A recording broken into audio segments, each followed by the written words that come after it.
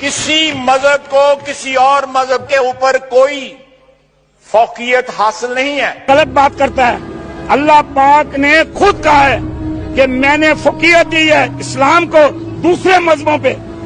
ایک ایسی بات وہ کر رہے ہیں. یہ مذہب اسلام جو ہے اللہ کی پسند کا مذہب ہے اور اس میں امن ہے, اس میں محبت ہے, اس میں پیار ہے, اس میں خلوص ہے, اس میں بھائی چارہ ہے, اس میں چاہت ہے, اس میں قربانی ہے, اس میں جذبہ ہے.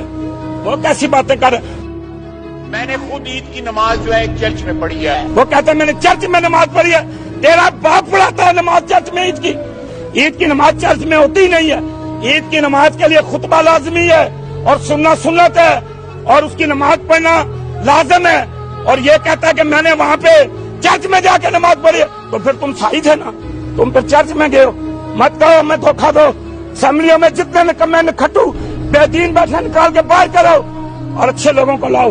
قوم میری بات یاد رکھے, اگر اسلام کو ترقی دینا چاہتے ہو, پاکستان کو ترقی دینا چاہتے ہو, ملک میں امن لانا چاہتے ہو, اچھے میں ان لوگوں سے بھی پوچھتا ہوں کہ خواجہ آصف صاحب جیسے لوگوں کو ووٹ دیے اور جائلوں کو جو کہتے ہیں ہم نے چرچ میں عید کی نماز پڑھی ہے, اور لعنت ہے تمہاری زندگی پہ.